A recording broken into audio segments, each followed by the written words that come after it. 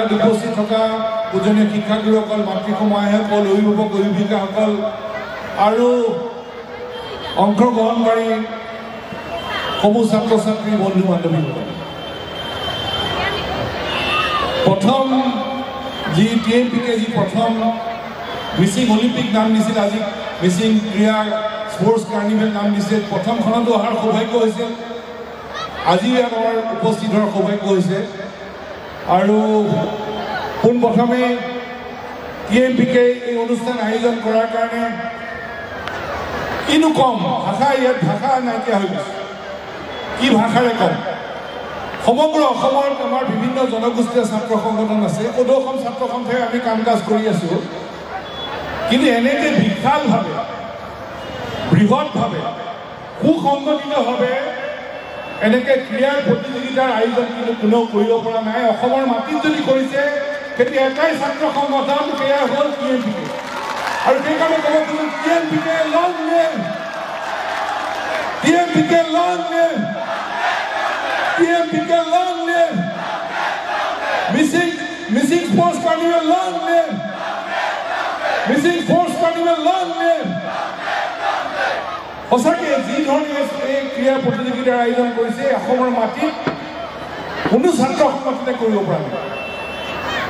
আৰু সেইকাৰণে কোনো মিচিং ছাত্ৰ সন্থা, TMPকে, ইয়াৰ আয়োজকসকল, ইয়াৰ আঁৰত থকা সকলো ব্যক্তি, ইয়াৰ অংশকাৰী সকলোকে আমাৰ ক'বলৈ মন গৈছে।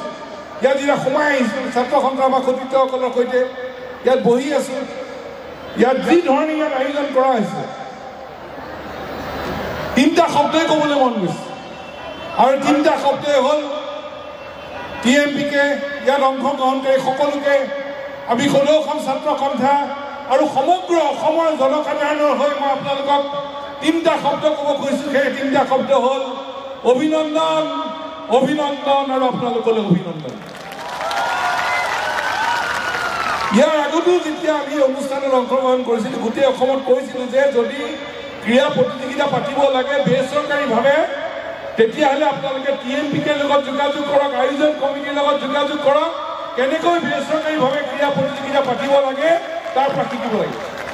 আৰু আমিও আজি সদৌ অসম ছাত্ৰ সন্থাই আমি অকপতে স্বীকাৰ কৰিছোঁ যে আমি এই ক্ৰীড়া প্ৰতিযোগিতা পাতিবলৈ আমি সৰু সুৰাকৈ আৰম্ভ কৰিছোঁ, কিন্তু আমি এতিয়া TMPকেৰ পৰা এই কথা শিকিবলৈ আৰম্ভ কৰিছোঁ যে কেনেকৈ ক্ৰীড়া প্ৰতিযোগিতা পাতিব লাগে।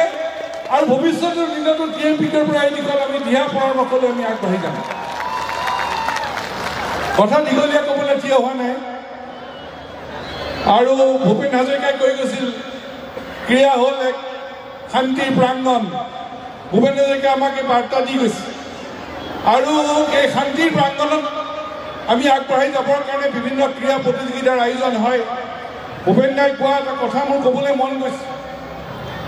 এই কথাটোকে TMPকে ইয়াত কৈ গৈছে যে এই পৃথিৱী এক ক্ৰীড়াংগন, ক্ৰীড়া হ'ল শান্তিৰ প্ৰাংগণ। এই পৃথিৱী এক ক্ৰীড়াংগন, যৌৱন য'ত আজি জ্যোতিৰ্ময়, অসুস্থ এলাহক এফলীয়া কৰি য'ত জীৱন গতি হয় কৰ্মময়, এই পৃথিৱী হ'ল এক ক্ৰীড়াংগন। ভূপেন দাই গোটেই ক্ৰীড়াৰ সম্পৰ্কত এটা স্পষ্ট বাৰ্তা আমাৰ আগত দি গৈছে। আৰু ইতিমধ্যে ভুৱন বিহু ডাঙৰীয়ে কৈ গৈছে যে ছাত্ৰ ছাত্ৰীসকলক এটা প্ৰতিযোগী মন লৈ আগবাঢ়ি যাবৰ কাৰণে আৰু বিভিন্ন ধৰণৰ ড্ৰাগছ, আমাৰ মাদক দ্ৰব্য সকলোকে আঁতৰাই এটা সুস্থ মানসিকতাৰে আমি আগবাঢ়ি যাবৰ কাৰণে ক্ৰীড়াই একমাত্ৰ উপায়। তাৰ লগে লগে আৰু এটা হ'ল ক্ৰীড়াই সমাজ গঢ়ে, সংস্কৃতিয়ে যেনেকৈ সমাজ গঢ়ে, ক্ৰীড়াই সমাজ গঢ়ে। এটা প্ৰতিযোগী মন লৈ যাবৰ কাৰণে আমাক পৰিৱেশ দিয়ে। আৰু সেইবাবে TMPকে নেতৃত্ব লৈছে, এটা বিশাল ব্যৱস্থা লৈছে, এটা সপোন ৰচিছে যে ইয়াৰ লগে লগে আমাৰ ৰাজ্যিক দল, ৰাষ্ট্ৰীয় দল অলিম্পিকলৈ যাবলৈ পৰিকল্পনা কৰিছে। সেই সপোন বাস্তৱত ৰূপায়িত হ'বই। যি ধৰণে ইয়াত আয়োজন কৰা হৈছে সেই লক্ষ্যত উপনীত হ'বই। আৰু TMPকে যি ধৰণে এই ব্যৱস্থাৰ আয়োজন কৰিছে, এই আয়োজনৰ প্ৰতি আমি সদৌ অসম ছাত্ৰ সন্থাই আমি সকলো ধৰণে সকলো সময়তে সহায় আৰু সহযোগিতা আগবঢ়াবলৈ আমি